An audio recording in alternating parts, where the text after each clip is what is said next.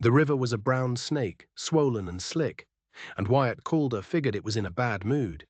He'd only ever come here for water, a quiet moment before drifting on. But today was different.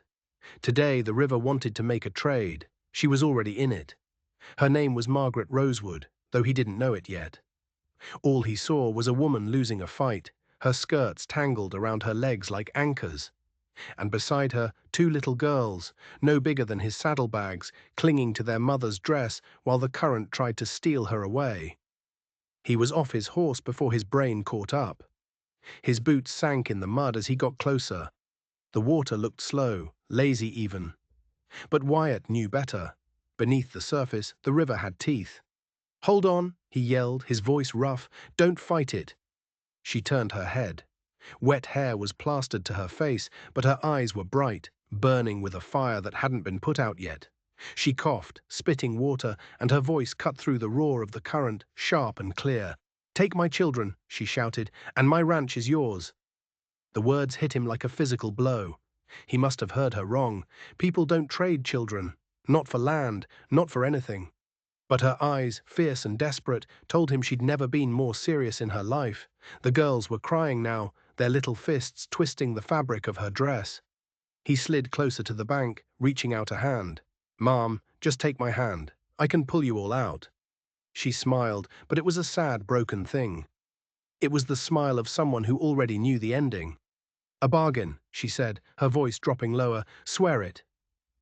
Then the river surged. It was a sudden, violent pull that ripped her sideways. One of the girls lost her grip, shrieking as she started to go under. Wyatt lunged, his fingers closing around her tiny wrist. He hauled the little girl against his chest, her small body trembling like a leaf in a storm. He reached for the other one, but it was too late. The current took Margaret, spinning her out into the deep channel. She didn't scream, she just looked at him, her eyes locking onto his, and gave a single sharp command. "Promise." And then she was gone. Her hand slipped beneath the churning brown water and vanished. Just like that. The world kept turning, the sun kept shining, but a life had just been snuffed out. The remaining child wailed, reaching for the empty space where her mother had been. Wyatt grabbed her before she could fall in, dragging both kids back onto the muddy bank. He fell to his knees, clutching them tight, his own chest heaving. He held them as they sobbed into his coat, their small bodies shaking with a grief too big for them to carry. He stared at the river, the water glittering as if nothing had happened. There was no sign of her, not a single trace. After a long time, the older one looked up at him. Her face was streaked with mud and tears, her eyes looking far too old for a child. "Mister," she whispered, her voice a tiny thread, "Mama said you'll take us home now. Right?" Wyatt looked at her, at this little life now tethered to his. He was a drifter, a man who owned nothing but the dust on his boots and the shadow that followed him. He'd made a life out of being alone. But a promise had been screamed into the wind, a bargain had been struck with a dying woman. He pulled them closer, the weight of them both a heavy, fragile thing against his chest.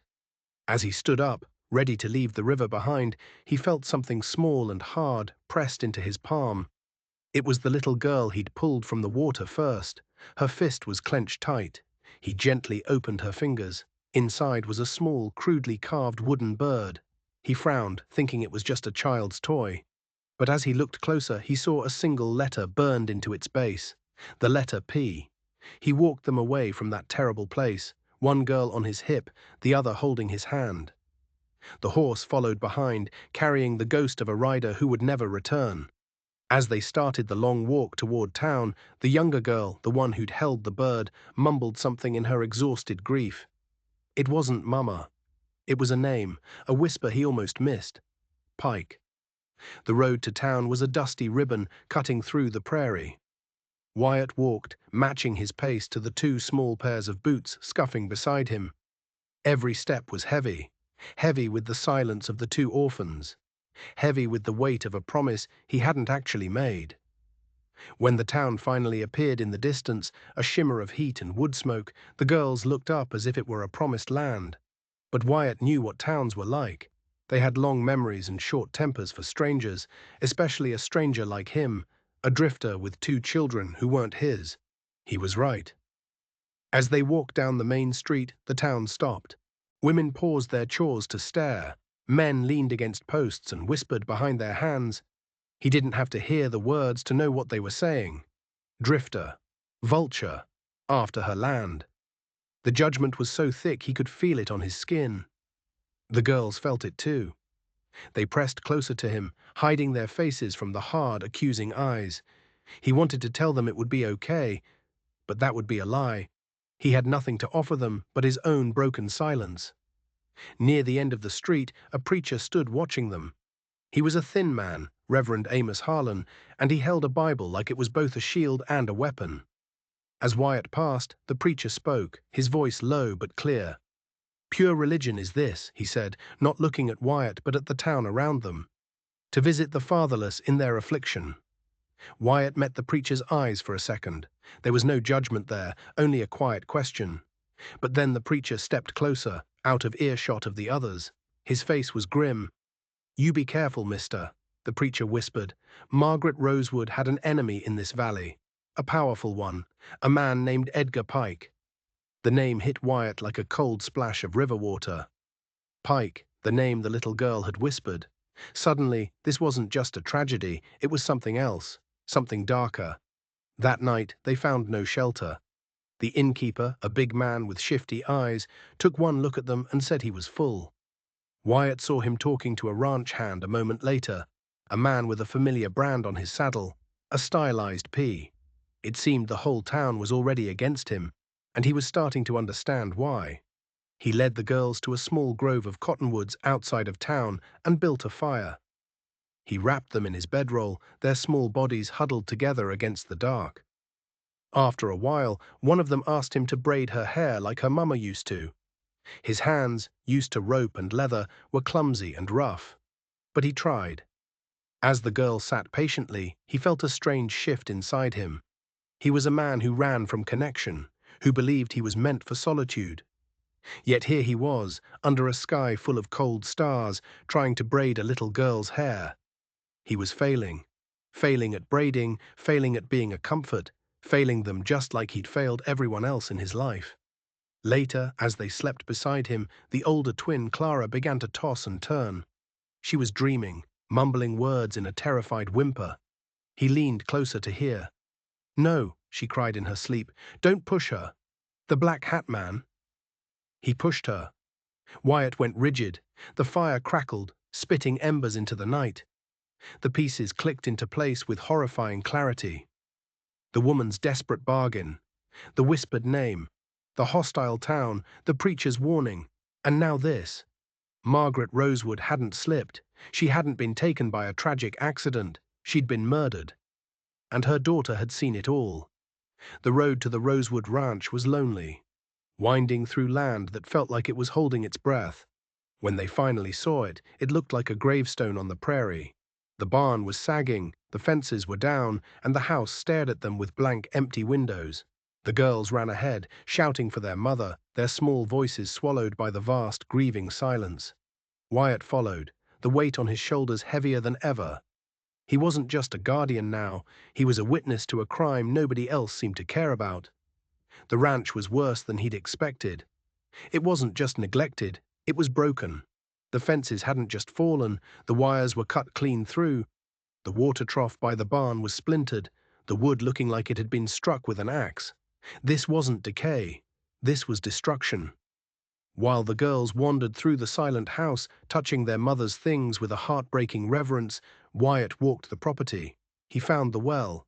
The water was dark and smelled foul. Someone had poured oil into it. This was a message, a warning. Get out or end up like the last person who lived here. He was trying to figure out how to clean the well when he heard the horse. A rider sat on the ridge, a dark silhouette against the sky. The man rode down slowly, deliberately, as if he owned the very ground Wyatt stood on. He was tall, broad-shouldered, and wore a black hat pulled low. It was Edgar Pike. Pike reined in his horse, a cruel smirk twisting his lips. "So the rumors are true," he drawled, his voice like rocks grinding together. The drifter moved in. The girls, hearing the voice, ran from the house and hid behind Wyatt's legs. Pike's cold eyes flickered over them with disinterest before settling back on Wyatt. "This land has a curse on it," Pike said, his smirk widening. "Bad luck follows this place. Margaret's husband found that out. Had a nasty accident out here last year. Now Margaret, she had bad luck with the river." He leaned forward in his saddle. "You seem like a man who understands bad luck. I'd hate for it to find you too." The threat was clear. It hung in the air, thick and suffocating. Wyatt's hand twitched, moving closer to the pistol on his hip. He said nothing. Silence was his oldest friend. Pike took his silence for fear. "This ranch is bankrupt," he sneered. "Owes more money than it's worth. And I hold the note. You're trespassing on my property." Before Wyatt could process this new twist, Pike wheeled his horse around. "You've got till the end of the week," he shouted over his shoulder. "Then I'm coming back with the sheriff, and I won't be as polite." He galloped away, leaving Wyatt standing in a cloud of dust, his mind reeling. Murder, sabotage, and now a debt he could never pay. Pike wasn't just trying to scare him off, he was trying to bury him. That evening, as he was sweeping out the dusty kitchen, his boot hit a loose floorboard. It rattled with a hollow sound. He pried it up. Underneath, nestled in the dirt, was a small tin box. It was locked tight. He shook it. Something rattled inside. A key, maybe, or a piece of jewelry. He spent the rest of the night trying to open it, but the lock was solid. The girls, exhausted and scared, fell asleep in their mother's bed, holding on to each other. Lily, the younger one, had been drawing in the dirt by the porch earlier. Wyatt had gone to look at her pictures. They were a child's scribbles, but one was unmistakable. A stick figure of a woman falling into wavy lines, and next to her, a much larger stick figure wearing a big square hat. He knew he was running out of time. Pike would be back. The whole town was against him. He was a drifter with no name, no money, and no allies. All he had were two orphaned girls and a locked box that might hold nothing but old memories. He needed a key. He needed a weapon. He needed a miracle. As he sat at the dusty kitchen table, the lantern light flickering, he felt a profound sense of despair. He had stumbled into a war he didn't understand, for a prize he didn't want, to protect two children he didn't know how to raise. For the first time in a long time, Wyatt Calder felt true fear. Not for himself, but for the two little girls sleeping in the other room. He finally managed to break the lock on the tin box. It wasn't easy. He had to use the tip of his knife and a hammer, and the metal shrieked in the quiet house. Inside, there wasn't a key, there wasn't jewelry. There was a book, a small, leather-bound journal. He opened it. The first few pages were written in a beautiful, flowing script. It was Margaret's. She wrote about the ranch, about her love for her husband, Daniel, and her dreams for their daughters. The pages were full of hope. Then, about a year ago, the handwriting changed. It became jagged, hurried. The entries were shorter, darker. October 12th. Daniel had his accident today. The wagon overturned. They said it was a broken axle, but I checked it myself that morning. It was fine. I don't believe it was an accident. Wyatt's blood ran cold. He kept reading. November 3rd. Edgar Pike came by today. Offered to buy the ranch. For pennies. Said I couldn't run it alone. He said I owed him. Daniel borrowed money from him, a secret loan to get through the winter. Pike says the debt is his now. He smiled when he said it. It was the smile of a wolf. The story unfolded, each entry a new layer of terror. Pike was pressuring her, isolating her. He'd threatened her ranch hands until they quit. He'd spooked her cattle, causing a stampede that ruined half her herd. He was choking the life out of her, piece by piece. Wyatt flipped to the last page. The entry was dated the day she died. The ink was smudged, as if written in a frantic hurry. Pike came to the river today. He knows I spoke to Jacob. He says the debt is due now, all of it. I told him I'd meet him, that I had a plan. He can't win. He won't take this land from my girls. If I don't make it back, the proof is safe. It's in the eye of the hawk. Wyatt stared at the last words. The eye of the hawk. What did it mean? A landmark? A hiding place? It was a riddle left by a dead woman, and the answer was the only thing that could save him and her daughters. A storm was brewing outside. The wind began to howl, rattling the window panes. It sounded like the world was screaming. The girls cried out in their sleep, and he went to check on them. They were huddled together, and Clara was shivering even under the thick quilt. "The Black Hat Man is coming," she whimpered, still half asleep.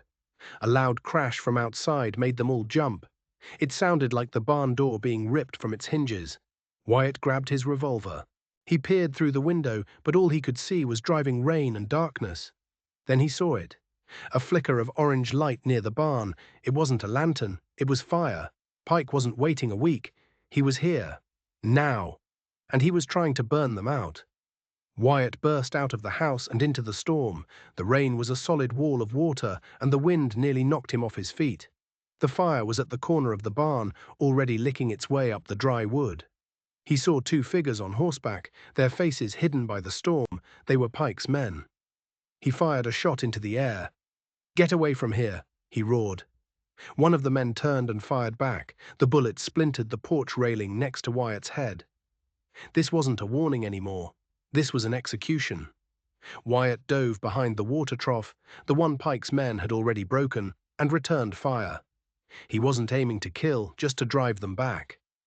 The gunfight was chaos. Muzzle flashes lit up the night, thunder cracked overhead, and the fire on the barn grew larger, angrier. He knew he couldn't hold them off forever. The barn held what little hay they had left. If it went up, the ranch was finished, even if they survived the night. He had to put out that fire. He made a run for it, keeping low to the ground. Rain and mud soaked him to the bone. As he got closer to the barn, he saw something that made him freeze. Hanging from the saddle of one of the riders was a small carved object. It was another wooden bird, just like the one Lily had been clutching at the river. It wasn't a toy, it was a marker, a signature. He reached the fire and started beating it with his wet jacket, the smoke filling his lungs. Behind him, he heard a hoarse scream, then a man's curse. One of the riders was down, but the other one was now charging right for him. Wyatt turned, raising his revolver, his hands slick with rain. He was out of time. The horse was a giant dark shape thundering out of the storm, and the rider had his gun aimed right at Wyatt's chest. Suddenly, a new sound cut through the chaos, a shotgun blast. It echoed louder than the thunder, and the rider was blown clean off his horse. Wyatt spun around, stunned. Standing on the porch of the house, silhouetted by the lantern light from the open door, was Reverend Harlon. He was holding a smoking shotgun, his face set like granite. "The Lord may preach forgiveness," the Reverend said, his voice booming over the storm. "But he also expects us to fight off demons." The remaining hired hand, the one whose horse had fallen, scrambled to his feet and fled into the darkness. The immediate danger was over. Wyatt slumped against the barn wall, his body screaming with exhaustion and adrenaline. The preacher walked over, reloading the shotgun with practiced movements. "I got worried when I saw the storm," he said. "Figured Pike might use it as cover. The man is a coward, but a predictable one." Wyatt could only nod, still trying to catch his breath. "That journal you found," the preacher continued, "Margaret told me about it. She said she was gathering proof against Pike, proof of what he did to her husband." "She mentioned someone named Jacob," Wyatt rasped, the smoke still burning his throat, "and something about the Eye of the Hawk." A knowing look crossed the preacher's face. "The Eye of the Hawk isn't a place, son. It's a person. Jacob Finch. He was the old land surveyor. Daniel Rosewood used to call him the Old Hawk because he never missed a detail. He lives up in the canyons, been hiding out since Daniel died. He was Daniel's best friend." The preacher's eyes were grim, and he was a witness. Wyatt's mind raced. A witness, proof, it was all starting to make sense. Margaret wasn't running from the debt. She was on her way to get that proof. Pike must have found out and intercepted her at the river. "I have to go find him," Wyatt said, standing up. "You'll have to hurry," the preacher warned. "Pike will know his men failed. He'll go after Jacob himself to silence him for good. And you can bet the sheriff will be with him." He looked at Wyatt, his gaze intense. "That man doesn't just own the debt on this land, he owns the law in this valley." The storm was finally breaking, but a new one was just beginning. Wyatt was no longer a drifter caught in a bad situation. He was a fugitive, riding against a corrupt sheriff and a murderer to find the one man who could bring the truth to light. And he was racing the devil to get there first. He left the girls in the care of Reverend Harlan, a man who had proven he was much more than a preacher. He gave Clara a quick, awkward hug. "Be brave," he whispered. She just nodded, her eyes full of a trust that both terrified and strengthened him. He rode hard, pushing his horse through the muddy tracks leading up into the canyons. The preacher had given him directions to Jacob's cabin, a remote place hidden deep in the rocks. Every shadow seemed to hold a threat. He knew Pike's men would be out there, hunting him. Pike couldn't afford to have him reach Jacob. The chase began just after sunrise. He saw them first, two riders on a ridge above him. They hadn't spotted him yet. He veered off the path, guiding his horse into a narrow, rock-strewn gully. It was a gamble. The terrain was treacherous, but it offered cover. He could hear them above, shouting to each other. They were trying to cut him off. He pushed his horse faster, the animal's hooves slipping on the wet stones. A shot rang out, and a chip of rock exploded from the canyon wall next to his head. They had him pinned. He dismounted, pulling his rifle from its scabbard. This wasn't his first gunfight. The instincts came back to him, cold and familiar. He found cover behind a cluster of boulders and waited. He was a drifter, yes, but he hadn't always been. A long time ago, he had worn a uniform. He knew how to fight. He knew how to survive. He didn't fire to kill. He fired at the rocks near their horses. A ricochet spooked one of the mounts, causing it to rear and throw its rider. The other man, seeing he was now alone, hesitated. That was all Wyatt needed. He scrambled up the rocks on the other side of the gully, using the confusion to break free. By the time they regrouped, he was gone. He found Jacob's cabin an hour later. It was little more than a shack, tucked away so deep in the wilderness you'd never find it unless you knew exactly where to look. Smoke curled from the chimney. He approached cautiously. An old man sat on the porch, whittling a piece of wood. He was frail, with eyes that had seen too much. This was Jacob Finch. "You must be Calder," Jacob said without looking up. "The preacher sent a boy up here to warn me you were coming, and that Pike would be close behind." Wyatt walked up the steps. "I need your help, Jacob. I need to know what you saw." The old man finally looked up. His face was a roadmap of fear and grief. "I saw murder," he whispered. "I saw my friend Daniel get killed. Pike and his men staged that wagon accident. I was surveying the ridge above. I saw the whole thing. They ran him off the road." Wyatt's gut twisted. It was worse than he'd imagined. "Why didn't you go to the law?" Wyatt asked. Jacob let out a bitter laugh. "The law? Sheriff Brody is Pike's man. Always has been. I tried to tell Margaret. We were working on a plan. Daniel, before he died, he knew Pike was coming for him. He had me draw up a document." Jacob stood up and went inside the cabin. He came back out holding an oilcloth packet. He handed it to Wyatt. "It's a sworn affidavit," Jacob explained. "My testimony of what I saw, and something else." Daniel was smart. He knew Pike would use the loan to steal the ranch. So he had me file a new deed with the territorial office. It puts the entire ranch into a trust for his daughters. The trust is ironclad. No debt collector can touch it, not even Pike. This was it, the proof, the weapon. Margaret wasn't going to the marshal just with a story. She was going with the legal document that would ruin Pike and save her home. She was coming here that day, Jacob said, his voice thick with emotion. Coming to get this from me so she could take it to the federal marshal. But Pike must have found out. He met her at the river to stop her. Wyatt held the packet. It felt heavier than a bag of gold. "This changes everything." "It does," Jacob said, his eyes scanning the horizon. "But it also puts a target on your back. Pike knows this document exists. He knows you're the only one who can use it against him now. He won't just try to kill you. He'll try to erase you." As if on cue, they heard the sound of approaching horses. A lot of them. It was Pike. And he hadn't just brought his men. He'd brought the sheriff. "You have to run," Jacob urged, pushing Wyatt toward the back of the cabin. "There's a game trail back there. It's your only chance." Wyatt looked at the old man. "What about you?" A sad smile touched Jacob's lips. "I'm done running." He picked up an old hunting rifle from beside the door.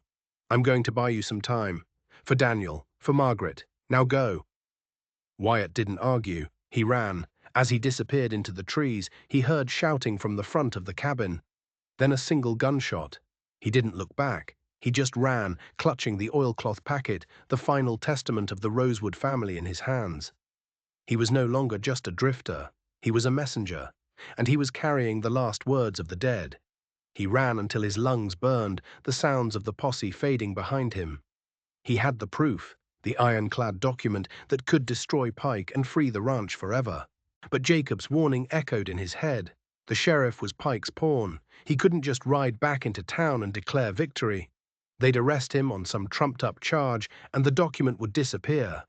Pike would win. He had to be smarter. He had to set a trap.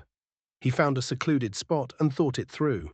Pike's weakness wasn't his greed, it was his pride, his arrogance. He needed to be seen as the king of this valley. Wyatt would use that against him. He circled back toward town, avoiding the main roads, and made his way to the church under the cover of darkness. He found Reverend Harlan in his study, cleaning his shotgun. "Jacob is dead," Wyatt said, his voice flat. "He bought me time." The preacher closed his eyes for a moment, a silent prayer passing his lips. "He was a good man. So what's our next move?" "We're not going to the law," Wyatt said. "We're going to bring the law to us, and we're going to make Pike walk right into our hands." The plan was simple and dangerous. The preacher would start a rumor. He would tell one of the town gossips that Wyatt Calder had gone crazy with grief and rage, that he was planning to meet the federal marshal at dawn at the old river crossing, the very spot where Margaret died. He was going to hand over the evidence. "Pike will hear it within the hour," Harlan said, a grim smile on his face, "and he'll never be able to resist. He'll think it's his chance to get the document and get rid of me, all in one clean sweep," Wyatt finished. "He'll bring the sheriff to make it look legal." "But he won't be expecting a congregation," Harlan added. He told Wyatt that after the attack on the ranch, some of the other ranchers Pike had bullied for years had come to him. They were scared, but they were also angry. They were ready to make a stand. Dawn broke, painting the sky in shades of gray and pink. Wyatt stood at the edge of the river, the water calm and quiet now. It looked peaceful, a lie that covered the violence it had witnessed. He felt like a ghost, standing on the spot where it all began. He didn't have to wait long. He heard the horses coming. It was Pike, Sheriff Brody, and a half-dozen of Pike's men. They fanned out, surrounding him. It was a perfect trap. Pike dismounted, walking toward Wyatt with that familiar, arrogant smirk. "Well, Calder, I have to admit I'm surprised you made it this far. Did you really think you could win?" "It's over, Pike," Wyatt said, his voice steady. Pike laughed. "Oh, it's over all right." He gestured to the sheriff. "Sheriff Brody here has a warrant for your arrest, for the murder of Jacob Finch, a tragic hunting accident, I believe." The lie was so blatant, so audacious, it was almost brilliant.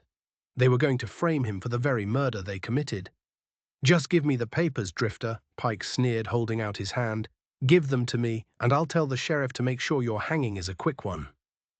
Wyatt looked at him, at the man who had destroyed a family, terrorized a valley, and now stood ready to commit one last act of evil. "You want to know what I think?" Wyatt said, his voice dangerously low. "I think you're a coward. You couldn't beat Daniel Rosewood in a fair fight, so you killed him. You couldn't scare Margaret, so you pushed her into a river."